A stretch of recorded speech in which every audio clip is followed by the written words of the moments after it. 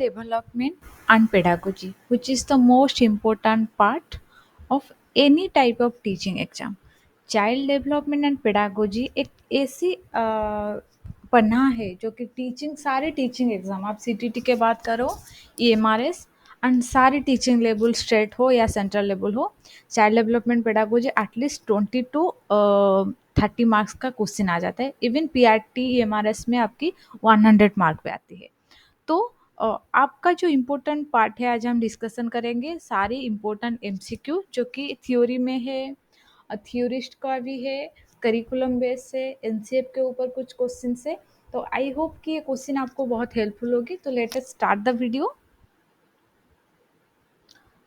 अगर आप मेरे चैनल पे नया हो please do subscribe my channel what do you mean by divergent thinking test अगर आपको कहा जाए कि ये चीज़ डाइवर्जेंट थिंकिंग टेस्ट का मतलब क्या है पहले आप समझना पड़ेगी कि डाइवर्जेंट थिंकिंग क्या है divergent thinking is not A monologues जो कि एक ही तरह सोचना वो चीज़ नहीं है आप सारे दिशा को लेकर like there are so many aspect of a children there are so many aspect of a classroom तो आपको वो चीज़ को लेकर सोचना है और दूसरी बात अब अगर हम चिल्ड्रन की बात करें वो क्या है डाइवर्जेंट थिंकिंग कोई सिचुएशन दिया जाए you are providing teacher is providing a particular situation to the classroom there are many students you have to think according to yourself कैसे वो सोल्यूशन को प्रॉब्लम को हम सॉल्व करें there may be might be so many solution और सोल्यूशिव path तो एक ही तरह सोचना वो वर्नाकुलर टाइप ट्रेडिशनल टाइप का सोचना को हम डाइवर्जेंट थिंकिंग नहीं कहते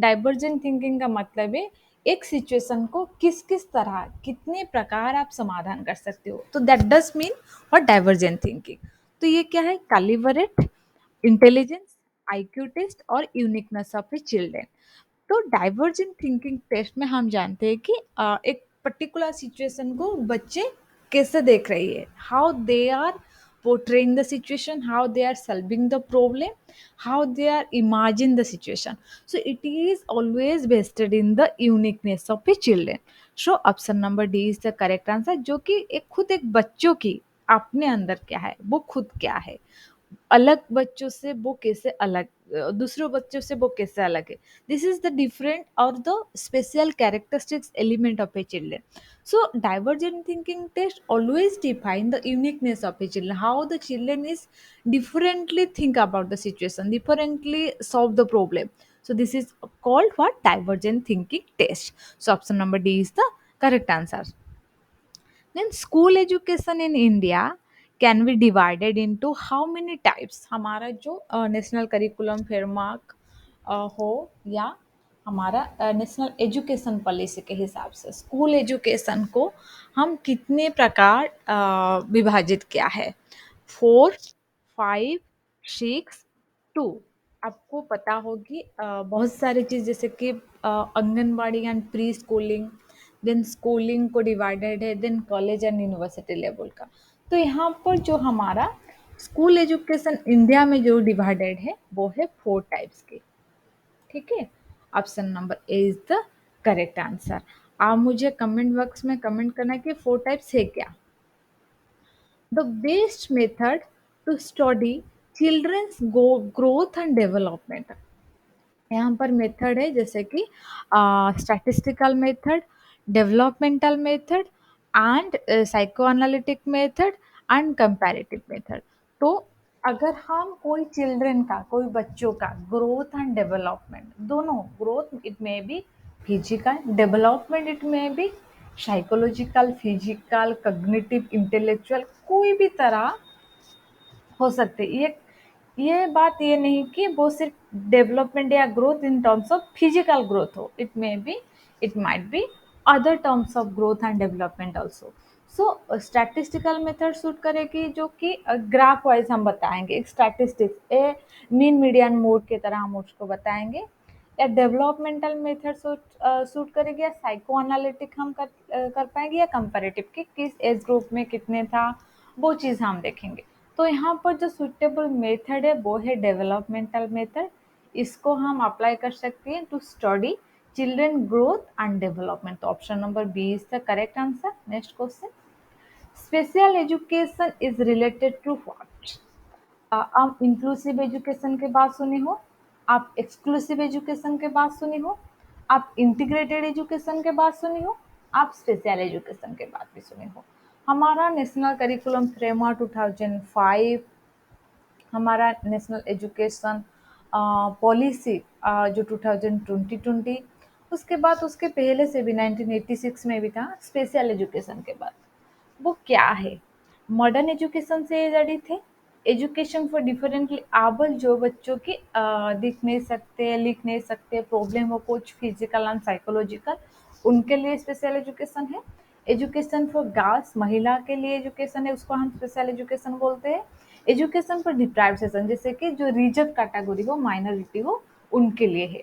तो स्पेशल एजुकेशन, आज जो I have already discuss in my previous video, is always related to education for differently able people, उनके लिए स्पेशल एजुकेशन है। लेकिन इंटीग्रेटेड एंड इंक्लूसिव एजुकेशन किस चीज़ का है, वो हम जानेंगे एन में, ठीक है। What psychology deals with? There is so many discipline of study, जैसे कि psychology, sociology, mathematics, political science, history, geography, anthropology, and many more in science subject also. तो एक खुद का एक डिसिप्लिन होता है, जैसे कि पॉलिटिकल साइंस क्या पढ़ती है? The political affair of the state, the political relation between international states and country, etcetera. वो सारी चीज पॉलिटिकल अफेयर रिलेटेड होते हैं। And sociology क्या पढ़ते हैं? Everything related to society. It may be marriage, it may be an individual, group, association, organization, anything, institution, anything else. तो यहाँ पर अगर हम साइकोलॉजी बात करें, मनस्तत्व विज्ञान की बात करें, तो वो क्या? साइंस ऑफ माइंड, जो कि हमारा मन को ये पढ़ते हैं, तो उसका विज्ञान है। Science of conscious mind, study of soul, soul की हम पढ़ाई करते हैं। साइंस ऑफ बिहेवियर, ये हमारा बिहेवियर या व्यवहारिक विज्ञान है। तो यहाँ पर psychology always deals with the behaviour, so science of behaviour is the correct answer. Then question number 6, which is not a factor of motivation? यहाँ पर क्या चीज़ एक मोटिवेशन का एक फैक्टर नहीं है। ओके, यहाँ पर आपको ये ध्यान में रखना है क्वेश्चन। आप बहुत बार बच्चे ये करते हैं कि कैंडिडेट जो रहते हैं बहुत हरी में लगता है, हाँ ये क्वेश्चन हो जाएगी, बहुत सहज है, सरल है क्वेश्चन। लेकिन यहाँ पर अगर ये चीज़ आप मिस कर जाओगे तो यहाँ पर आंसर भी गलत हो जाए। So please keep focus on the question first. Reward, praise, learning, incentives, यहाँ पर मोटिवेशन का फैक्टर कौन नहीं है? किस चीज़ के दौरान हम बच्चों को मोटिवेट नहीं कर पा रहे हैं? रिवार्ड देते हैं तो लोग मोटिवेट होते हैं। कुछ अगर हम कोई काम करें, if anyone do any works and you reward for that work, it will be a motivational factor, it will be a direct motivational factor। एक सीधा साधा क्या कहते हैं, रिवार्ड से, प्रेज से, इंसेंटिव्स मिलते हैं। कहाँ पर आपको इंसेंटिव मिलते हैं? कोई काम अगर हम करें, ऑफिस में जॉब करें, तो वहाँ पर भी हमको इंसेंटिव्स मिलते हैं। कहाँ पर कोई प्रोजेक्ट करें। देन लर्निंग, लर्निंग क्या है? हम जो हम धारण करते हैं, जो हम सीखते हैं कुछ चीज़ का, तो वो एक मोटिवेशनल फैक्टर नहीं है। तो option number C is the correct answer. Apart from reward, praise and incentive, these all are a motivational factor, and learning एक motivational factor नहीं। ये ऐसे भी आ सकती है कि यहाँ पर कौन एक मोटिवेशनल फैक्टर है, और कोई भी ऑप्शन होगी, आपको वो चूज करनी है। Okay, and question number 7, what is the stage from 2 to 6 year called? 2 से 6 साल तक जो स्टेज होते हैं बच्चों की, हम उनको क्या कहते हैं? जैसे कि अगर माँ के वोम में वो रहे, उसके बाद बाहर आ जाए, यंग एज, चाइल्डहुड हो, इन्फांसी हो, प्री नाटल हो, उसके बाद हमारा ओल्ड एज हो, वो सारे चीज़ यूथ हो आ जाती है। तो 2 to 6 ईयर का जो एज ग्रुप है बच्चों की, हम उसको क्या कहते हैं? हम उसको कहते हैं प्री चाइल्डहुड। तो option number A is the correct answer. 2 to 6 year को हम प्री चाइल्डहुड कहते हैं। Then question number 8, what is the main objective of language? Language का मूलधार जो होता है, उद्देश्य क्या होता है? टू लर्न न्यू वर्ड्स, हम कोई भाषा जानते हैं या सीखते हैं, या कोई भी भाषा हो आपके, उसका उद्देश्य क्या है, महत्वपूर्ण उद्देश्य क्या है? टू स्पीक बात करनी है, to express our feelings and thoughts हमारा खुद को भावना जो है हम उसको प्रकाश करने के लिए, टू ट्रांसफर इंफॉर्मेशन सिर्फ इंफॉर्मेशन ट्रांसफर करने के लिए। तो यहाँ पर जो मेन ऑब्जेक्टिव है लैंग्वेज की, ये तो सारे चीज़ लैंग्वेज के ऑब्जेक्टिव है, ठीक है, कोई भी यहाँ पर गलत नहीं है। लेकिन यहाँ पर हमको फोकस करना है what is the main objective of language, that is to express our feelings and thoughts, which is option number C. तो लैंग्वेज का जो मूल उद्देश्य है वो है to express our feelings and thoughts. तो यहाँ पर option number C is the correct answer. Then question number, what is the most important role of a teacher in a digital classroom? एक डिजिटल क्लासरूम, जैसे कि अब तो कोविड-19 pandemic के समय से परे हमारा सारे चीज़ डिजिटल हो गया है। यहाँ पर एक डिजिटल क्लासरूम टीचर के काम क्या है, रोल क्या है, इम्पोर्टेंट रोल क्या है? तो वो एक फिलोसोफर की तरह बात करे, कहे वो चीज़ को समझाए बच्चों को, एक गाइड की तरह देखे, एक मॉनिटर करे, कमांड दे। तो यहाँ पर जो डिजिटल क्लासरूम होता है वहाँ पर बच्चों को हम एक गाइड की तरह सजेस्ट करें, जैसे कि एज ए फैसिलिटेटर। ओके, तो option number B is the correct answer. Then question number, next question, a child who good at English may be fail in Hindi math, what does this contradict? अगर कोई बच्चे जैसे कि mathematics कोई भी एक subject में अच्छा हो और दूसरे एक सब्जेक्ट में उनका एक एवरेज स्कोरिंग हो, या उन्होंने फेल कर दिया है, तो उस चीज़ को हम क्या कहते हैं, व्हाट डज इट कंट्राडिक्ट, किस चीज़ को कंट्राडिक्ट करते हैं?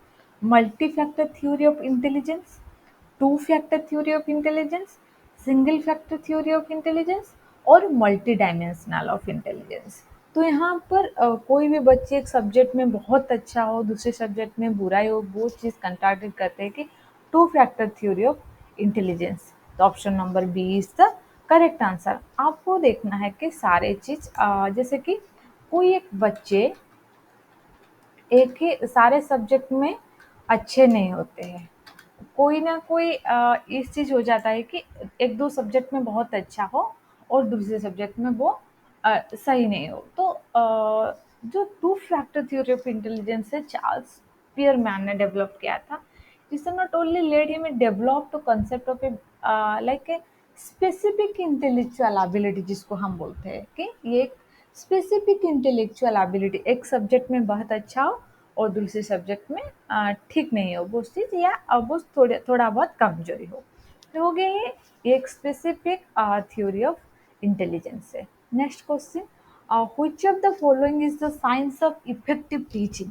इनमें से कौन जो है कि हम इफेक्टिव टीचिंग का पढ़ाई करते हैं, जो कि साइंस है, हम विज्ञान है। सोशलाइजेशन प्रोसेस को हम कहते हैं pedagogy, curriculum, social education.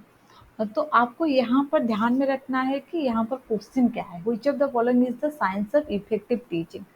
Science of effective teaching, effective teaching आपको पता है उसका विज्ञान क्या है? सोशलाइजेशन प्रोसेस है क्या आपके लिए? Socialization process is the process of inculcation of culture, tradition, values more in an individual from starting from the homes of the mother to till death। तो ये एक साइंस ऑफ इफेक्टिव टीचिंग नहीं है। हाँ, ये टीचिंग, ये process of teaching हो सकती है, प्रोसेस ऑफ लर्निंग है, लेकिन इसको एक साइंस नहीं कह सकते। तो यहाँ पर option number B pedagogy, pedagogy is the science of effective teaching. So option number B is the correct answer. Curriculum क्यों नहीं है? अगर आप कह सकते हो curriculum, why not curriculum? Curriculum is itself an abstract, it is not a science. Okay, abstract and science में बहुत फर्क है। जैसे कि abstract is a part of the science, it is not the whole science, it is not the whole discipline. Social education is different thing. तो effective teaching का मतलब जो है, जो साइंस है उसका, हम उसको चाइल्ड डेवलपमेंट एंड पेडागोजी जो कहते हैं, वो इफेक्टिव टीचिंग का विज्ञान है। तो option number B is the correct answer. Next question, who propose the multi factor theory of intelligence? इनमें से जो कि थ्योरिस्ट है, एजुकेशनिस्ट है, Piaget, Vygotsky, Thorndike and Gardner, कौन multi factor theory of intelligence के बारे में बताए आपको? Multi factor theory of intelligence. Piaget ने क्या बताए थे आपको, जैसे कि मैं आंसर बता देती हूँ आपको। एक्चुअली ये जो multi factor theory of intelligence है क्या, एक जनरल एबिलिटी, जैसे जैसे कि जो थ्योरिस्ट ने उनको बताया कि मल्टी फैक्टर थ्योरी है, this is the he is not believing in a general ability, like each mental activity requires an aggregate of different set of ability. He distinguished the following four attributes in intelligence, like कोई एक general theory नहीं हो सकती intelligence, it may be a series of intelligence. तो वो multi factor theory of intelligence जिन्होंने दिया है वो है थर्नडाइक। ओके, तो option number C is the correct answer. Then question number next, what does personality means, अगर आपको कहे कि व्यक्तित्व का मतलब क्या है, what do you mean by personality. Option number A में है physical and mental aspect of a person, कोई एक व्यक्ति का बोथ शारीरिक एवं मानसतात्विक जो चीजें उसको हम कहते हैं all aspect of a person, सारी व्यक्तित्व की कहो, सोशल कहो, इंडिविजुअल कहो, कॉग्निटिव कहो, इंटेलेक्चुअल कहो, सारी चीज को बताती है। इमोशनल एंड सोशल एस्पेक्ट सिर्फ उनको हम कहते हैं कि वो इमोशनल एंड भावनात्मक एंड सोशल सामाजिक क्षेत्र को, कॉग्निटिव एंड फिजिकल एस्पेक्ट को कहते हैं। तो यहाँ पर जो ऑप्शन सही है जो कि पर्सनालिटी का मतलब को समझाती है वो है all aspect of a person, how the person is look like, how they deal, how they talk, how they wear a dress. So this is all about a someone's personality talks। तो यहाँ पर जो option है B तो वो सही answer है। Who is interested, next question, who was interested in teaching through social dialogue, ये आपके लिए एक होमवर्क है, या आप मुझे कमेंट बॉक्स में क्वेश्चन नंबर 48 करके बताना, ठीक है। टारगेट, गार्डनर, वागोस्कर और थनराइक। And question, next question, which of the following methods does a child use to solve math? इनमें से which of the following methods does a child use to solve math? Math को जैसे कि social science subject हो, science subject हो, mathematics subject हो, या अलग कोई सा भी डिसिप्लिन अलग सा हो, उनके method of study, method of teaching is always different, कोई थोड़ा बहुत डिफरेंट है, क्योंकि हम मैथमेटिक्स को जिस तरह जिस मेथडोलॉजी में पढ़ाएं हम सोशल साइंस को उस मेथडोलॉजी में नहीं पढ़ा सकते। तो यहाँ पर जो मैथमेटिक्स को सॉल्व करने के लिए बच्चे जो मेथड यूज करते हैं उसको हम क्या कहते हैं। ऑप्शन नंबर ए में है trial error method, conditioning method, operand method और ऑब्जर्वेशन मेथड। तो यहाँ पर जो सही आंसर है वो है ट्रायल एंड एरर मेथड। जो मैथमेटिक्स के बात आए वो होता है सबसे trial and error method. Okay, तो option number A is the correct answer. What is zero curriculum, अगर आपको पूछा जाए कि क्वेश्चन ये पूछे कि जीरो करिकुलम का मतलब क्या है।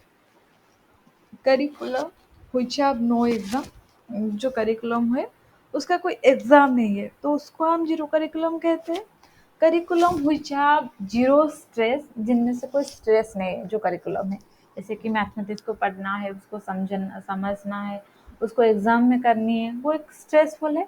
तो ये जीरो करिकुलम क्या है कि कुछ स्ट्रेस नहीं है। तो या ऑप्शन नंबर सी में क्या है, curriculum the teacher do not teach, ऐसा करिकुलम जहाँ पर टीचर्स को पढ़ाने की जरूरत नहीं है। जीरो सिलेबस बर्डन, जहाँ पर कि जीरो सिलेबस बर्डन है उसको हम कहते हैं। तो यहाँ पर जो सही आंसर है वो है curriculum that teachers do not touch. तो this is called what is zero curriculum. Okay, then thank you for watching this video. Please to subscribe my channel, share and like this video.